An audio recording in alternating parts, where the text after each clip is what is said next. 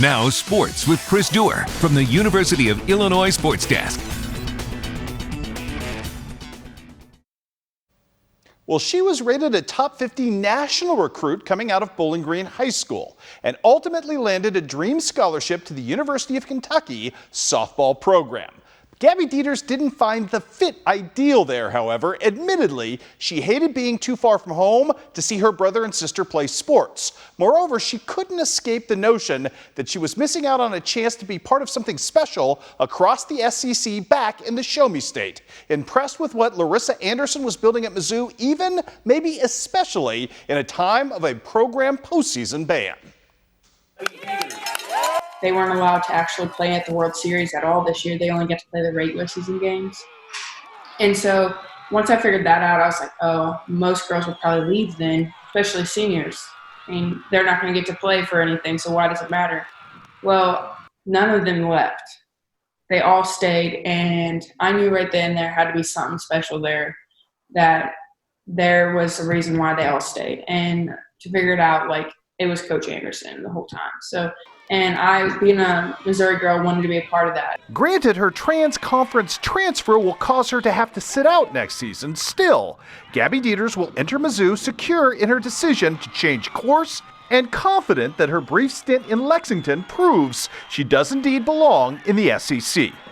I'd say like a tryout kind of, because we didn't get to play a whole lot. And so I felt like getting to experience what the SEC is even like, or what just college softball is like in general. I will say that like pitching is a big difference. I think that is one of the main things. And coming in, I was expecting to learn quite a bit about my hitting, and I didn't get that at Kentucky. So I felt like I needed to also go somewhere where I knew that my hitting could succeed even more. I think that also another thing is like you spend so much time with those girls on the team and the coaches for the whole month of February and March. I'm pretty sure I was gone. I had like maybe been in school for like 6 days, and that's it that whole month. So I was with those girls and those coaches the whole time, and I figured out like you have to have like good connections with your like team and coaches, and I enjoyed my time with those girls, and I made some really good friendships. My roommate and I are super close still. So I think that those are big takeaways from that. For softball news for you now, in the high school level, Ross Parcell is the new head coach at Mark Twain High School, named last night. We know Ross from his stint as a player at McMurray and more recently as an assistant coach at Winchester West Central. Meanwhile, Sal Shelby's hunt for a new boys basketball coach has hit an unexpected snag.